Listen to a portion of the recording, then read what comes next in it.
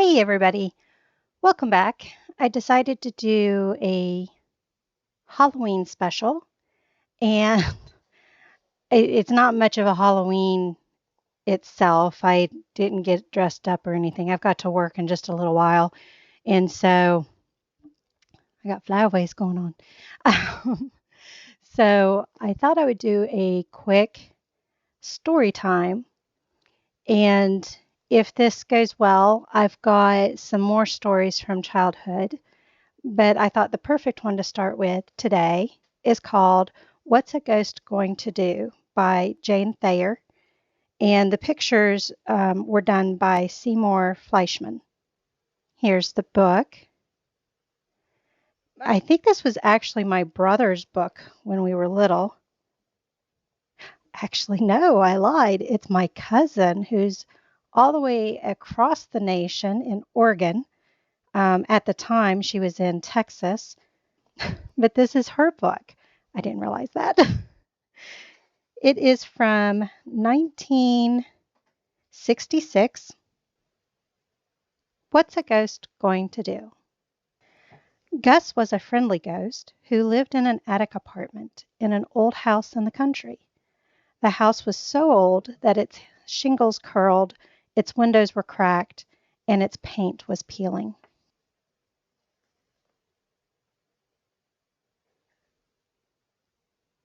In the summer, Mr. and Mrs. Scott and Susie and Sammy Scott lived in the house. The Scotts didn't believe in ghosts, but when Gus banged and clanked with his bang clank equipment, they told their friends proudly, "We've got a ghost named Gus." When the Scotts moved out in the fall, Mouse moved in. Gus made cheesecake for him, and they played checkers by a crackling log fire. Summer and winter, Gus led a happy life. One day, when the birds had flown south and the Scotts would be leaving soon, Gus was hanging around when he heard Mr. Scott talking to Mrs. Scott. "I think I'll sell the house to the government," Mr. Scott said. "The government is buying old houses and tearing them down to make a park. They will tear this one down. Then we can build a new house," Mrs. Scott said.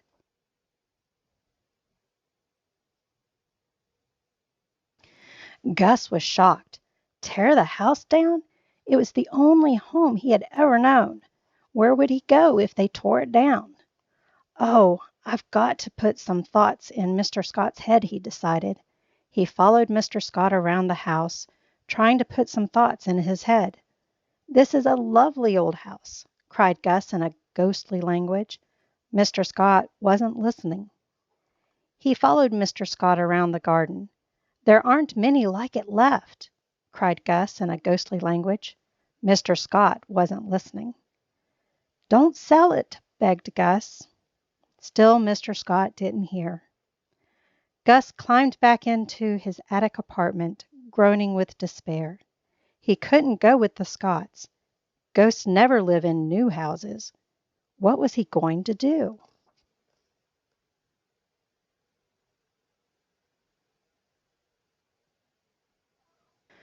The Scotts sold the house. They began to clear everything out. They held a sale, and people came to buy the furniture and dishes. Gus wandered about as things were carried out, wailing and wringing his hands.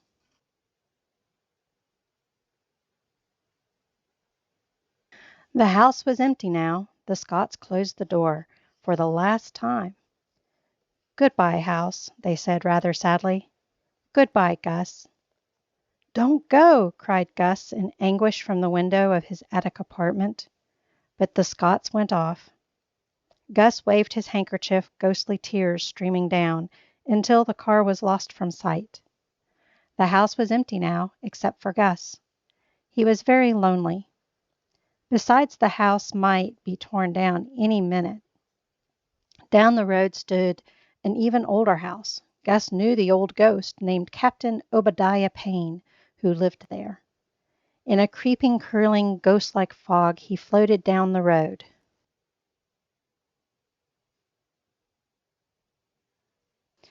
"I am going to lose my home," he told the old ghost, Captain Obadiah Payne. Would it be possible to rent a room here? I would help with the banging and clanking." The old ghost captain, Obadiah Payne, moaned and made other ghostly sounds. "As a matter of fact," he groaned, in his ghostly manner, "this banging and clanking is becoming too much for me. If you will take over the job, you may move in." "Oh, thank you," cried Gus. "Oh, I'll go and get my bang clank equipment." He brought his bang clank equipment and moved into the attic of the ancient house. He was so grateful to that old ghost captain, Obadiah Payne, for taking him in that he resolved to do the best bang clank job in the world.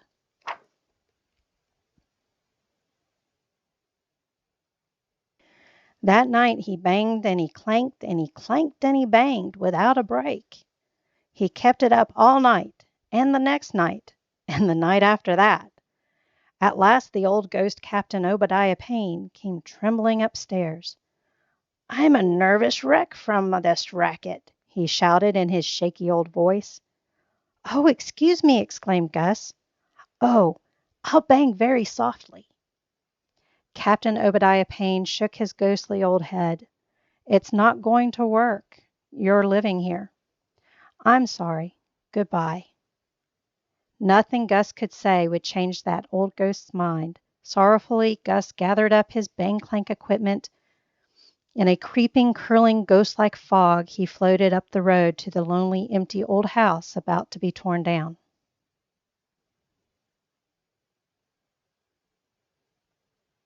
The next day Mouse came around.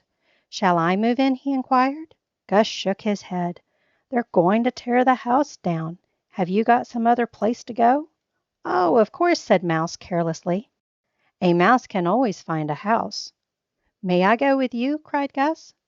"Oh, I suppose so," said Mouse indifferently. "Come along." Gus hastily gathered his bang clank equipment and followed Mouse out. Mouse led him to a hole under the dry leaves in the woods. Mouse dived into it. Gus set down his bang clank equipment outside the door. He began to squeeze through the hole. Even though he was a ghostly ghost and held his breath, it was a terribly tight fit. Mouse popped impatiently out of another hole. "Don't take all day," he said crossly. "Help me," gasped Gus.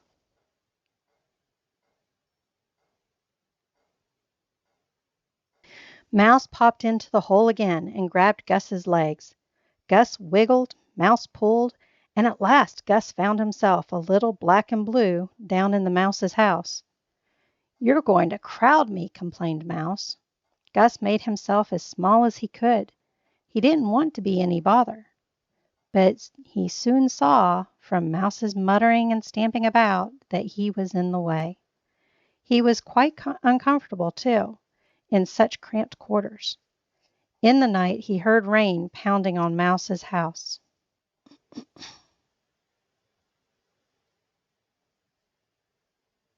"Oh, my bang clank equipment will rust," he thought in dismay.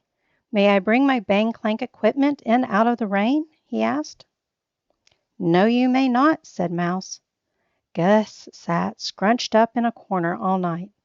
As soon as daylight came, he got up painfully and wiggled his way back through the hole. Sure enough, his precious bang clank equipment was red with rust.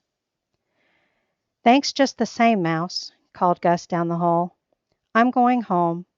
I'll stay till they tear the house down."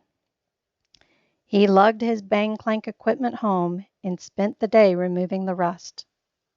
Once more he put his mind on the problem of where to live.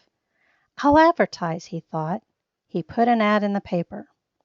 "Ghost named Gus, experienced, friendly, needs a good home."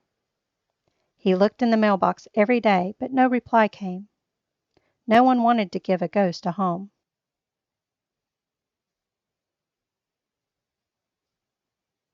Then a government man, Mr. McGovern, came round to see if the house was empty so he could tear it down. When Gus heard his key in the lock, he thought, "Oh, perhaps I have one last chance." He hurried downstairs. He followed as Mr. McGovern walked from room to room.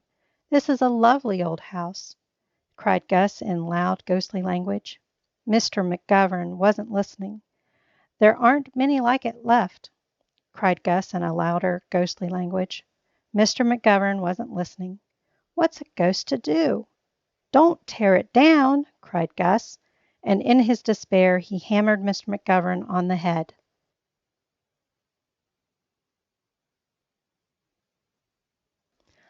All Mr. McGovern seemed to feel was a light breeze on his bald head. But suddenly he stood still. I just had an idea, he exclaimed. Gus stood still too. This is a lovely old house. There aren't many like it left, Mr. McGovern said. Gus held his breath. I won't tear it down, cried Mr. McGovern. We'll use it for a museum in the park. Gus fainted from joy. The government man got busy at once on his wonderful idea. He called in carpenters and painters. They took off the old curling roof and nailed on new shingles. They repaired the window glass and put on fresh white paint. Gus was everywhere. He was so thrilled. Mr. McGovern brought in handsome old grandfather clocks, spinning wheels, trundle beds, brass candlesticks, and all sorts of ancient relics. Gus ran his fingers lovingly over the old things. Mr. McGovern put up a sign, Museum.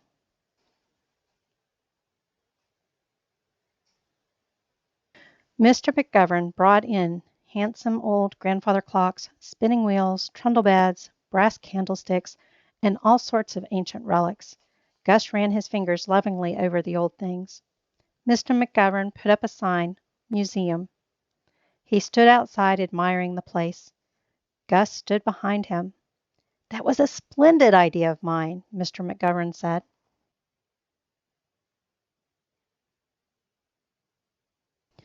All it needs is a ghost, said Gus. All it needs is a ghost, said Mr. McGovern. Where did I see something about a ghost? I know, in the paper. He pulled the paper out of his pocket, and there was the ad. Ghost named Gus, experienced, friendly, needs a good home. Answer it, said Gus, who wanted to know he was welcome. I'll answer it, Mr. McGovern said. He mailed a letter that said, Dear Gus, you are cordially invited to make your home in the new Park Museum. How will we know if he accepts? Mr. McGovern wondered. Bang, clank, said Gus. Good, said Mr. McGovern.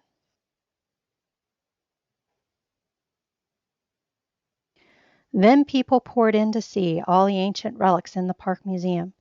Mr. McGovern explained about hoop skirts and warming pans. He told them to notice the lovely old house, for there weren't many like it left.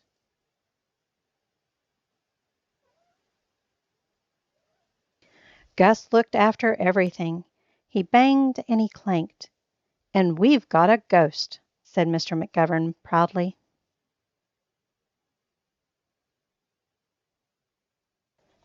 And that's it. Hope you guys enjoyed this. Again, this is a childhood story that we had as kids. One of the books Mom would read to us all the time. Hope you enjoyed it. If you like this sort of thing, let me know and I'll continue to do it. I do have a Christmas story one if you guys want to hear it.